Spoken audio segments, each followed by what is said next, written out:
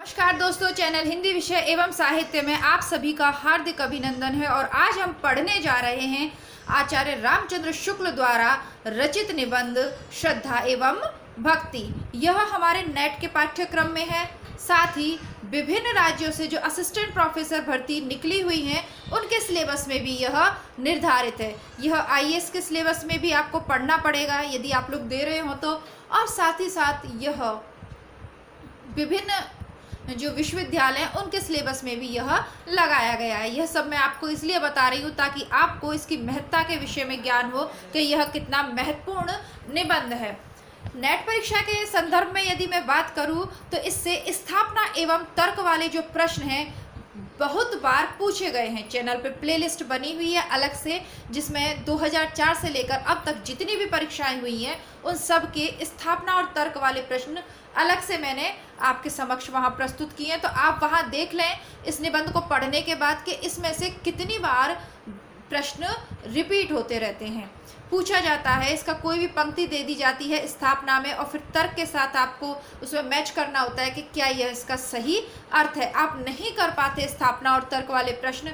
5 से लेके 20 प्रश्न तक के स्थापना और तर्क वाले प्रश्न पूछे जाते हैं पेपर में, लेकिन आपको वो सबसे अधिक कठिन लगते हैं। और बार बार आपका कमेंट आता है कि स्थापना और तर्क वाले प्रश्नों को कैसे सॉल्व करें। तो उसके लिए आपको मैंने बताया था कि आचार्य शुक्ल के जो निबंध हैं आपके लिए बहुत सहायक हो सकते हैं। ये आपकी सहायता तभी करेंगे जब आप इनको सही प्रकार से समझेंगे और इनका सही भाव ग्रहण करेंगे। जहाँ तक पढ़ने की बात है तो आज के ज़माने में किसी भी चीज़ की पीडीएफ प्राप्त करना या कोई भी बुक लेके पढ़ लेना कोई बड़ी बात नहीं है। आप लोग किसी भी चीज़ को, कहानी को, निबंध को एक बार पढ़ लें और सोचें कि आपका सिलेबस कंप्लीट होता जा रहा है, लेकिन आप यदि उसका परीक्षा में उत्तर सही नहीं लगा पा रहे तो फिर उस पढ़ने का कोई लाभ होने वाला नहीं है। सिर्फ ये आप अपने मस्तिष्क में सोच के पढ़ने बैठेंगे कि हमें परीक्षा देनी है, ये निबंध बस पढ़ लेना है, तो फिर देखिए आप समय व्यर्थ कर रहे हैं। कम से कम मेरे चैनल पे तो, क्योंकि इस चैनल पे बात करते हैं हम सटीक बात, बिल्कुल समझने वाली बात हम अपने चैनल पे करते हैं। चीज़ों को रटाना मेरा उद्देश्य नहीं है, क्योंकि उसके लिए तो गूगल है, आप वहाँ पे जाइए और कुछ भी आप सर्च करिए आपको मिल जाएगा। बात जो है इस चैनल पे कि आप मुझसे ये निबंध क्यों पढ़ेंगे, बहुत अन्य माध्यम भी है, क्योंकि इसलिए आपको पढ़ना चाहिए ताकि आप इसको समझ पाएँ इसके मूल भाव में।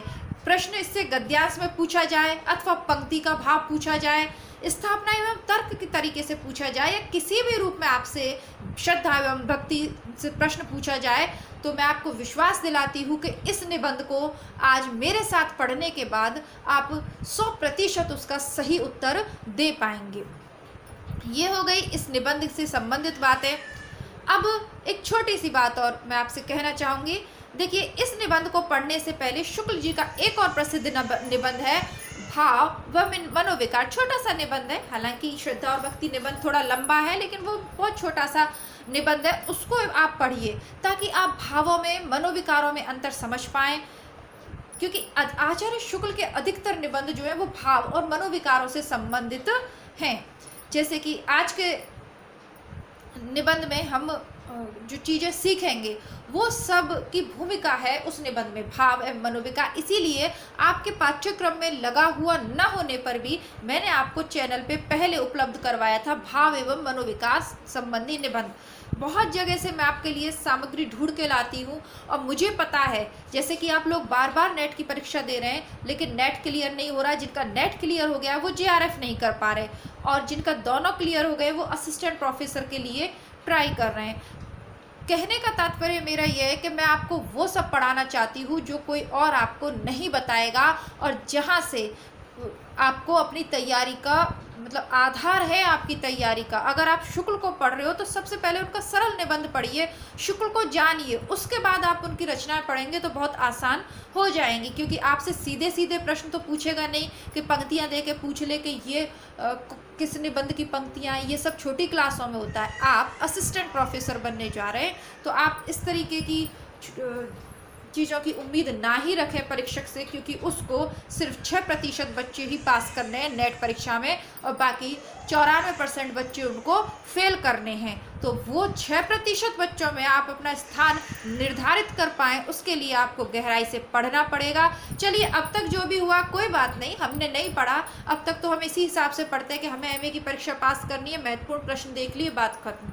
लेकिन अब ऐसा नहीं करेंगे, क्योंकि हम असिस्टेंट प्रोफेसर बनने जा रहे हैं। ये चीज़ें हमें कक्षा में भी पढ़ानी है।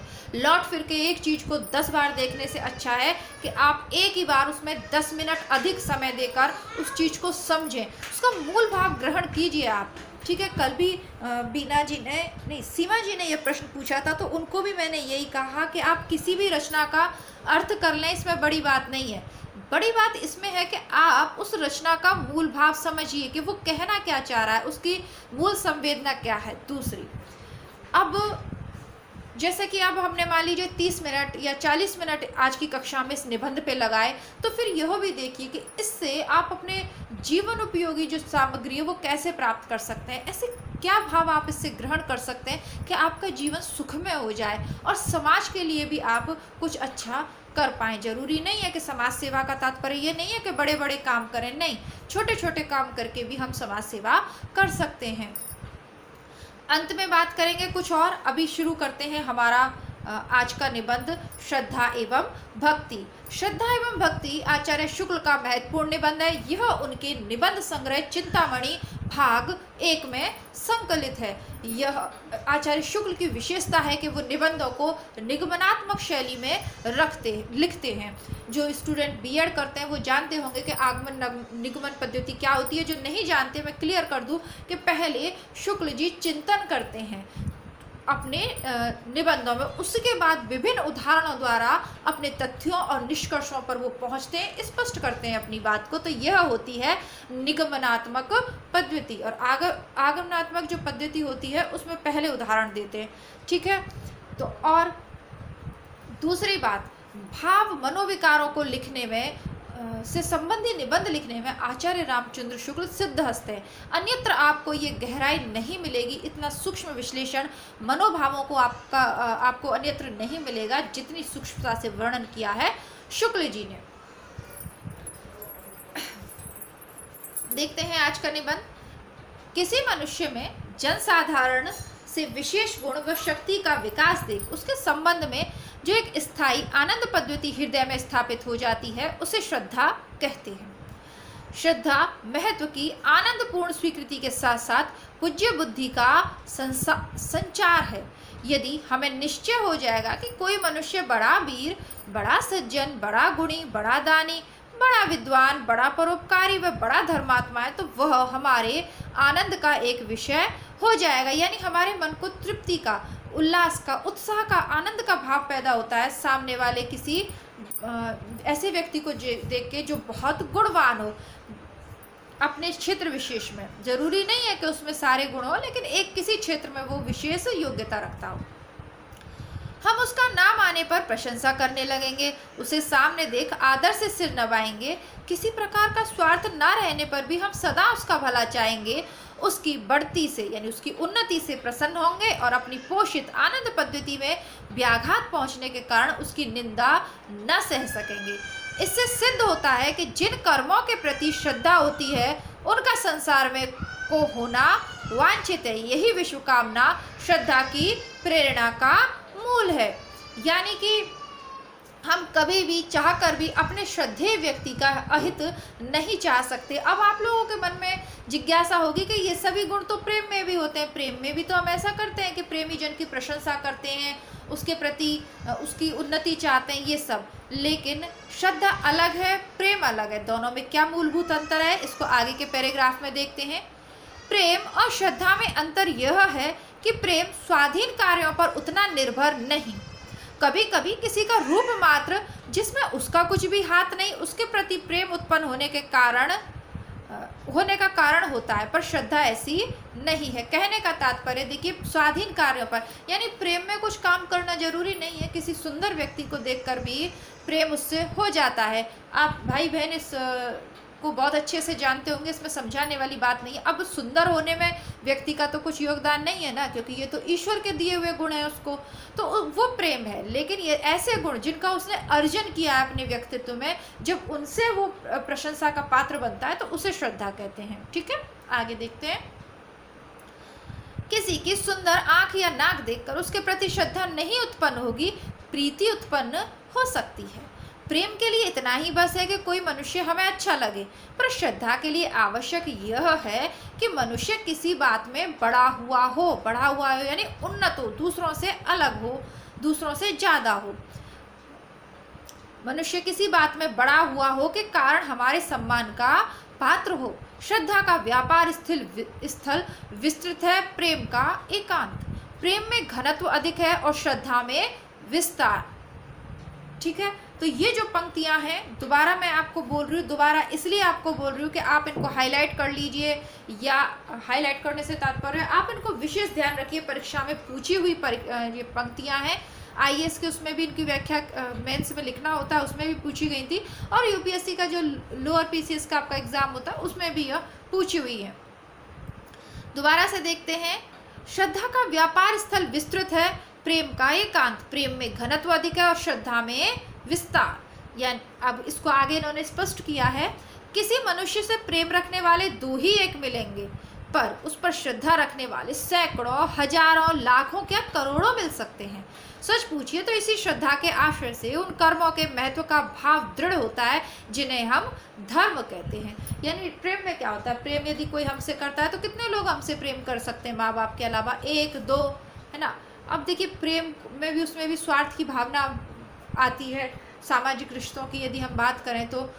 लेकिन श्रद्धा में उदाहरण के रूप में मैं आपको बताऊं कि जो हमारे धर्म गुरु हैं, जिनके प्रति हम गुरु का भाव रखते हैं, ऐसे लोगों के देखा है आपने, करोड़ों करोड़ों लोग अनुयायी होते हैं। वो एक अलग बात है कि कुछ धर्म गुरुओं के कारण वर्तमान में काफ़ी नीचे की तरफ, निचले स्तर पे चली गई है मानसिकता, और उन्होंने धर्म समाज की उन्नति करने के बजाय अपना स्वार्थ सिद्ध किया, वर्तमान में जेलों में है।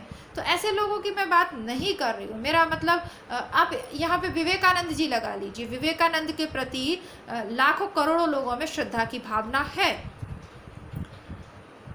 और उन कर्मों का महत्व भाव दृढ़ होता है जिन्हें धर्म कहते हैं। यानी श्रद्धा में कर्मों का विशेष महत्व है जिन्हें हम धर्म कहते हैं, जो समाज के लिए उन्नति कारक हैं, जो समाज के लिए कल्याण कारक है, वही चीज़ तो धर्म कहलाती है। हालांकि धर्म की व्याख्या लोग अपने स्वार्थों के अनुसार अलग अलग कर लेते हैं, लेकिन जो समाज के लिए हितकर है, समाज की उन्नति को बढ़ाने वाले कर्म हैं, उन्हें ही हम धर्म कहते हैं, और जिनमें मनुष्य समाज की स्थिति है।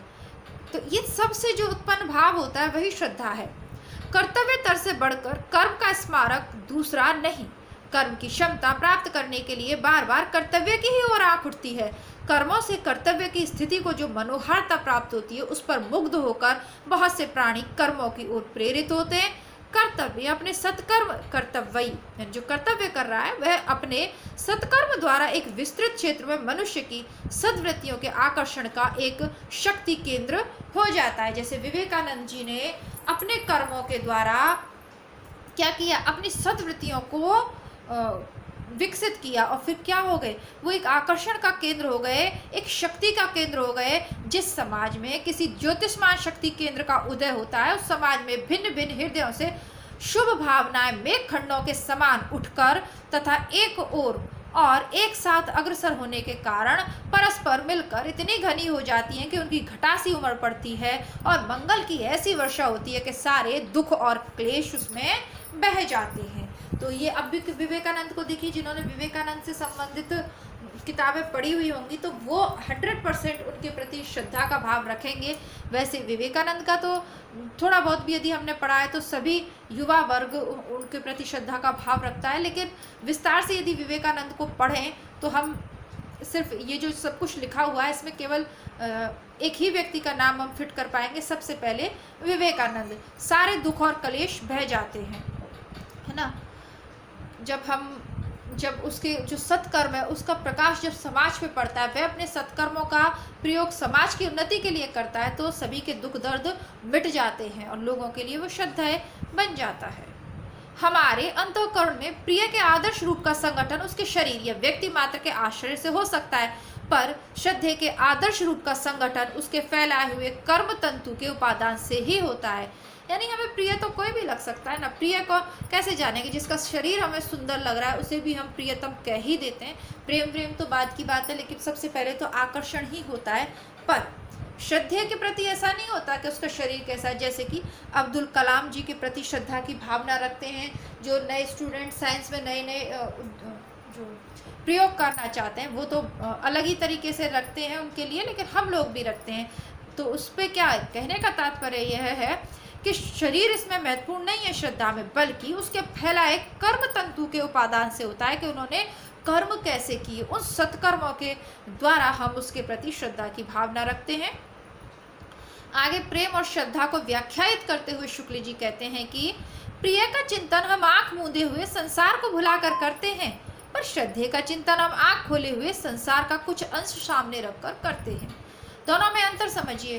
प्रेमी जन को हम कब याद करते हैं? ठीक है, मित्र हैं, पति हैं, प्रेमी हैं, कब याद करेंगे? आंखें मूंद कर संसार को बुलाकर अपनी कल्पना लोक में खोए रहते हैं कि हमें और हमारा प्रिय है, सुंदर स्वप्न देखते हैं। पर श्रद्धे का चिंतन आंखें खोले हुए करते हैं, यानी कि उसके कर्मों के द्वारा वो समाज के लिए क्या कल्याणकारी कर रहा है, उसके व्यक्तित्व में क्या महान गुण हैं, उसके व्यक्तित्व में क्या ऐसे गुण हैं जो महान हैं।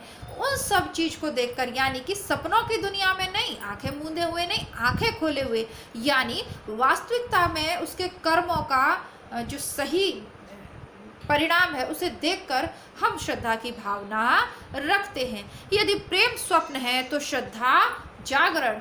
लाइन बार बार पूछी जा रही है, दोबारा मैं बोल देती हूँ। यदि प्रेम स्वप्न है तो श्रद्धा जागरण है।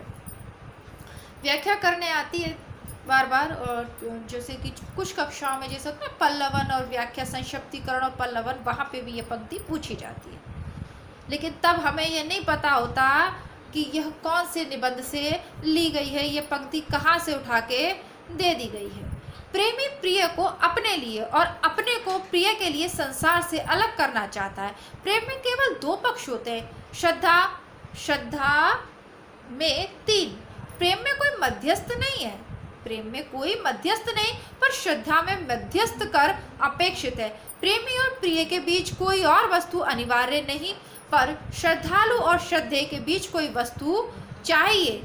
इस बात का स्मरण रखने से यह पहचानना उतना कठिन ना रह जाएगा कि किसी के प्रति किसी का कोई आनंदांतर्गत भाव प्रेम है या श्रद्धा। यदि किसी कवि का काव्य बहुत अच्छा लगा, किसी चित्रकार का बनाया चित्र बहुत सुंदर जचा और हमारे चित्त में उस कवि का चित्रकार के प्रति एक सद्भाव उत्पन्न हुआ, तो वह श्रद्धा है, क्योंकि यह काव्य चित्र रूप मध्यस्थ द्वारा प्राप्त हुआ है। समझ रहे हैं आप?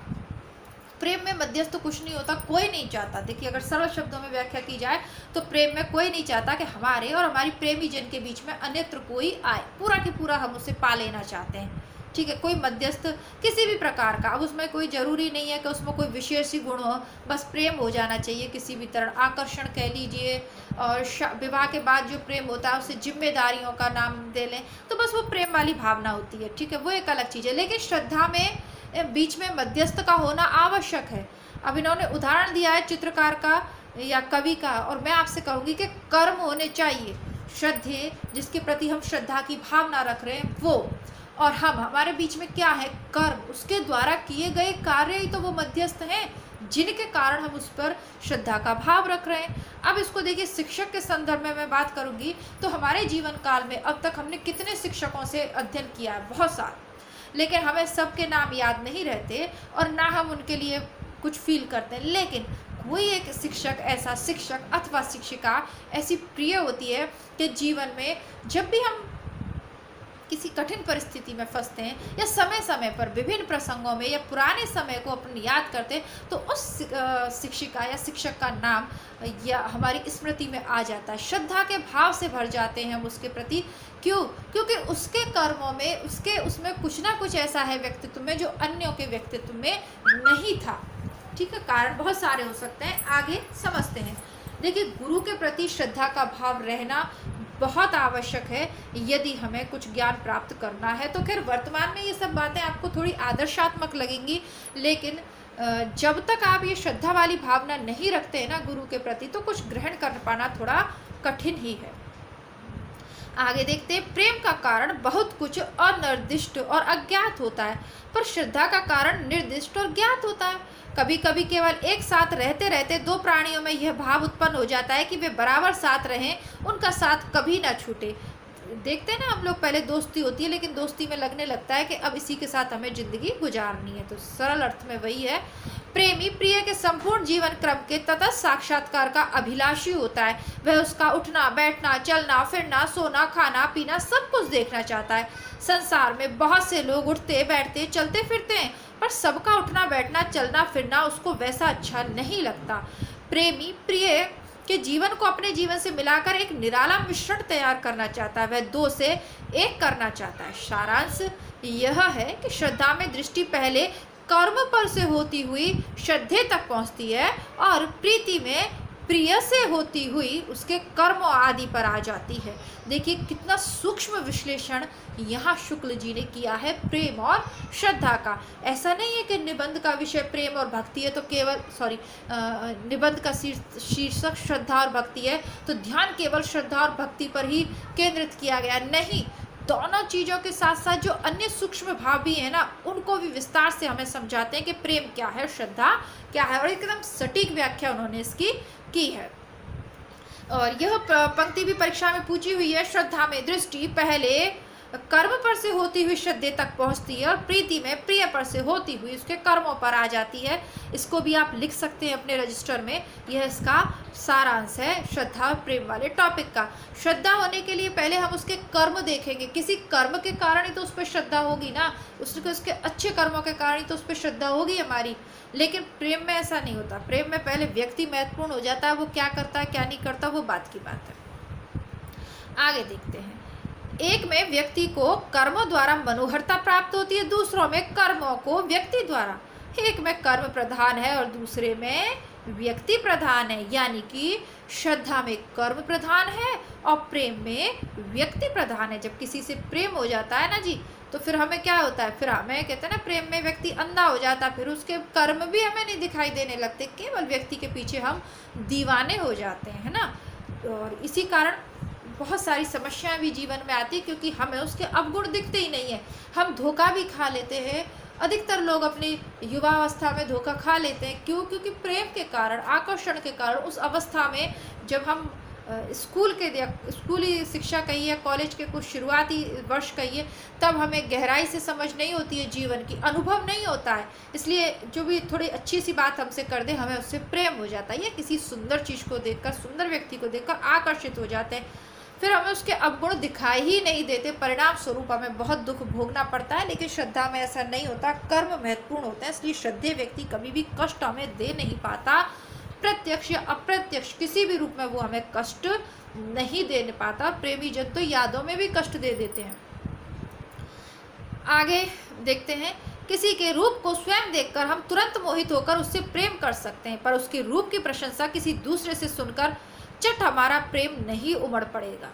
कुछ काल तक हमारा भाव लोभ के रूप में रहेगा, पीछे वो प्रेम में परिणत हो सकता है। बात यह है कि प्रेम एकमात्र अपने ही अनुभव पर निर्भर रहता है, पर श्रद्धा अपनी सामाजिक विशेषता के कारण दूसरों के अनुभव से भी जगती है। जो भी कोई बढ़िया सत्संग सुनने आता है ना, सुन के आता है, तो फिर क्या होता है, वो दूसरे व्यक्ति को बताता है कि वो गुरुजी बहुत अच्छी सत्संग करते हैं, तो श्रद्धा का भाव उत्पन्न होता है। अगले दिन हम भी वहाँ पे सुनने जाते हैं। अब आप थोड़ा सा इसको सरल शब्दों में बताओ ना, तो जैसे कि आप लोगों ने मेरी क्लास ली, अब बहुत से स्टूडेंट इस चैनल पे ऐसे आते हैं जो देखते हैं क्लास को, लिया, ख़त्म, सुना, बस चले गए। लेकिन बहुत से स्टूडेंट ऐसे भी हैं जो कि उन्हें लगता है कि ये मैडम अच्छा पढ़ा रही है, तो वो अपनी सहेली को भी बताएंगे, वो अपने अन्य जो रिश्तेदार हैं, जो भी उनके आसपास तैयारी कर रहा है, उसको भी बताएंगे। साथ ही साथ वो अन्य लोगों से तारीफ़ करेंगे कि हाँ वो मैडम अच्छा पढ़ाती है। तो फिर धीरे धीरे वो उन लोगों में भी वो इस विश्वास के साथ इस चैनल पे आएंगे कि हाँ ये मैडम हमें अच्छा पढ़ाती। और यही होता है, निंदा में भी होता है ना, अगर आप निंदा कर दोगे कि तो फालतू टाइम तो कोई भी व्यक्ति जो दूसरा इस चैनल को देख भी रहा है ना, वो भी कहे, अगर आप उससे कह दो कि यार ये तो बिल्कुल बेकार चैनल है, क्यों अपना टाइम बर्बाद कर रहा है, चल हटो यहाँ से, बंद करो उसको, तो उसके मन में एक यही भाव आ जाएगा कि यार बड़ा बेकार चैनल है। ठीक है, तो मतलब प्रभावित करती है ये चीज़। आगे देखते हैं।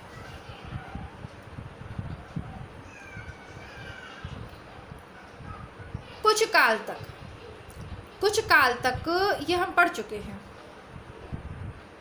श्रद्धा अपनी सामाजिक विशेषता के कारण दूसरों के अनुभव से भी जगती है, क्योंकि जो आपने अनुभव किया उसको जब आप दूसरों को बताएंगे तो दूसरा भी वो फील करेगा, क्योंकि श्रद्धा का विस्तार अधिक है और प्रेम का घनत्व हम ऊपर पढ़ चुके हैं।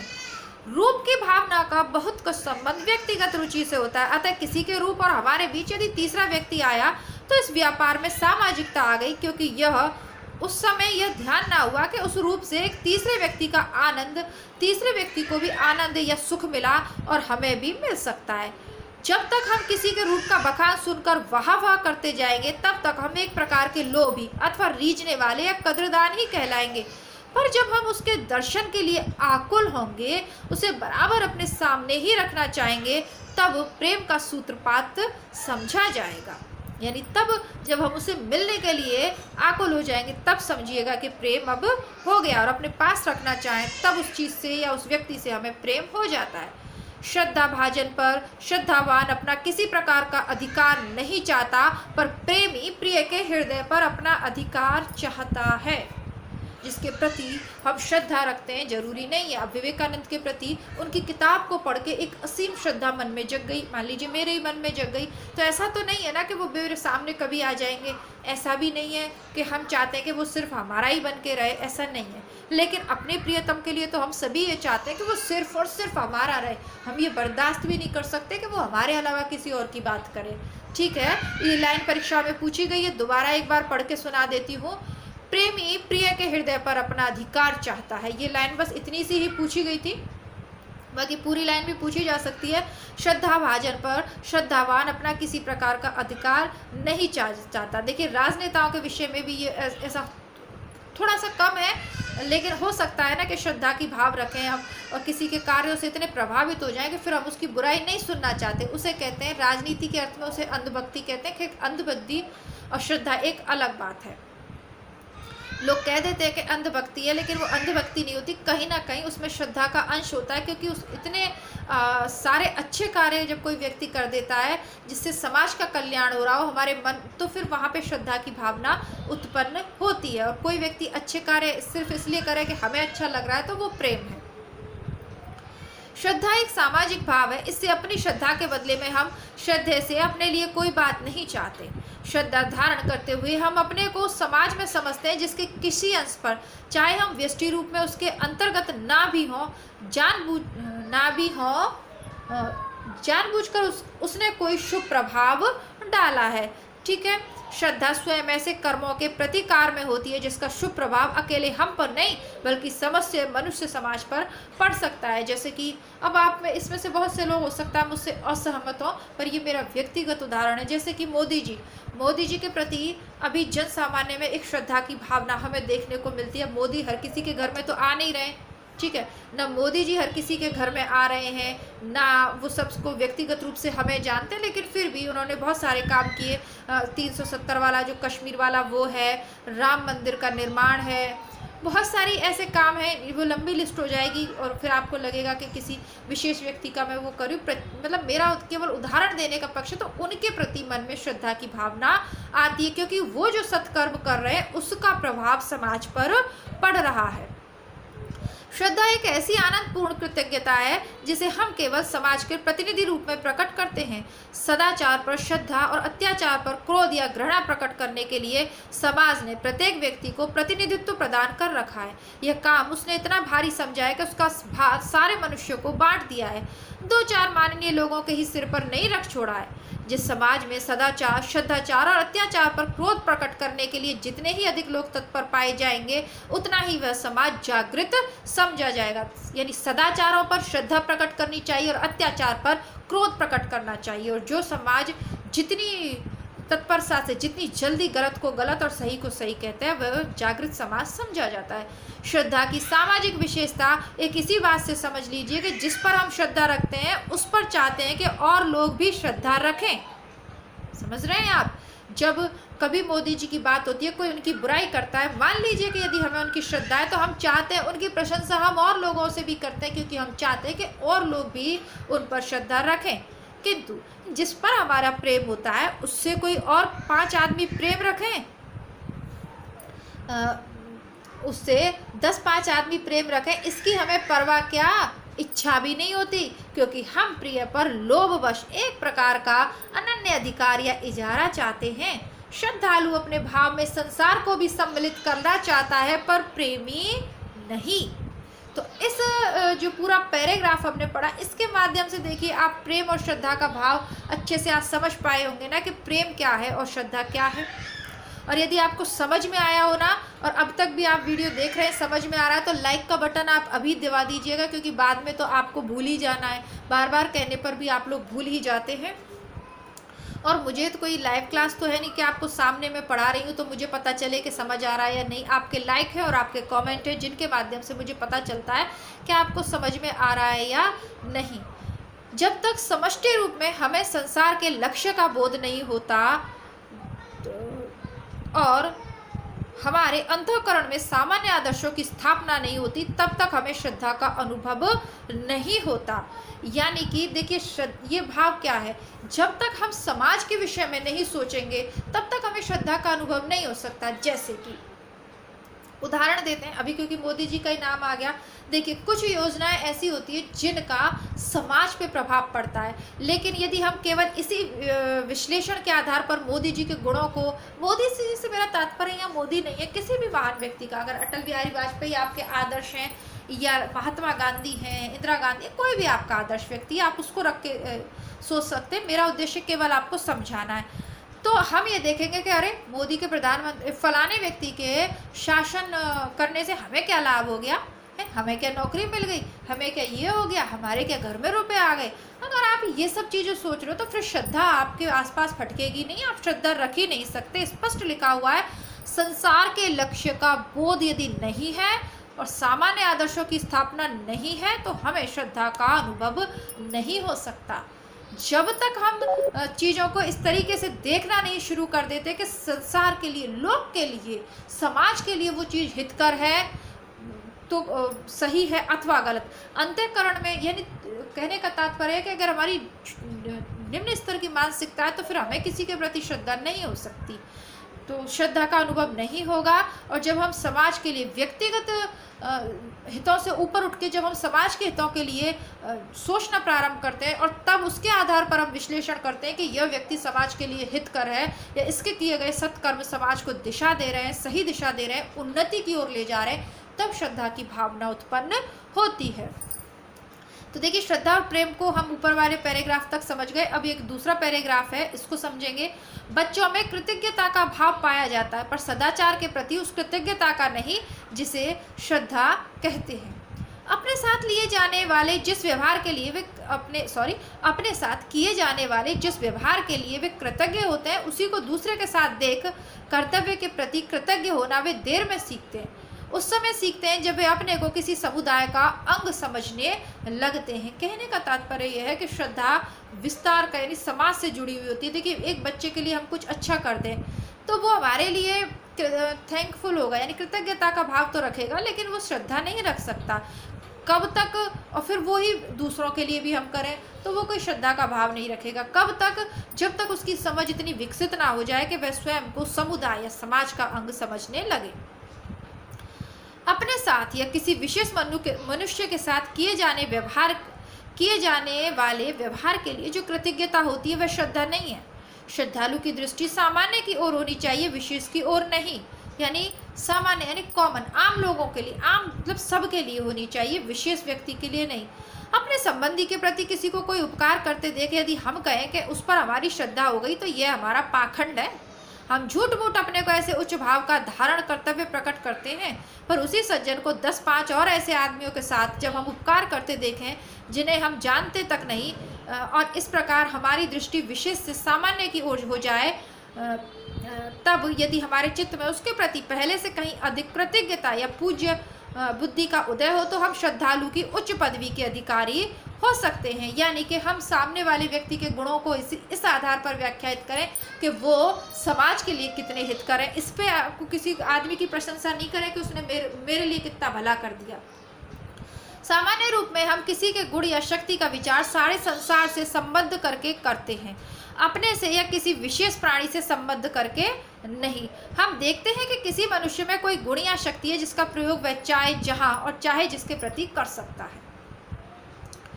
आगे देखते हैं, श्रद्धा का मूल तत्व है दूसरों का महत्व स्वीकार करना। अतः स्वार्थबद्ध दृष्टि अपने से आगे नहीं जा सकती अथवा अभिमान के कारण जिन्हें अपनी ही बड़ाई के अनुभव की लत लग गई है उनकी इतनी समाई नहीं कि वे श्रद्धा ऐसे पवित्र भाव को धारण करें। आपने देखा होगा बहुत से अभिमानी व्यक्ति ऐसे होते हैं कि वो 24 घंटा उन्हें यही लगता रहता है कि उनसे ज़्यादा श्रेष्ठ कोई नहीं है। घर परिवार से लेकर आसपास समाज में भी इनको हम देख सकते हैं।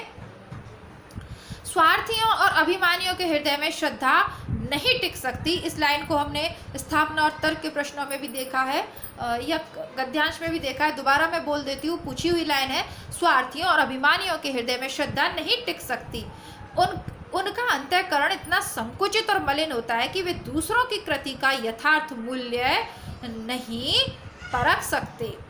ठीक है, तो आज की जो कक्षा है हमारी 30 मिनट का हमारा वीडियो हो गया है। श्रद्धा की जो मूल तत्व है, श्रद्धा और प्रेम का अंतर क्या है, श्रद्धा के विस्तार कहाँ तक है, ये सारी चीज़ों को हमने आज की कक्षा में समझा। अब क्योंकि ये निबंध बड़ा है, पूरा यदि एक बार मैं आपको पढ़ाऊंगी तो आप लोग कठिनता का अनुभव करेंगे, उतनी रुचि नहीं ले पाएंगे।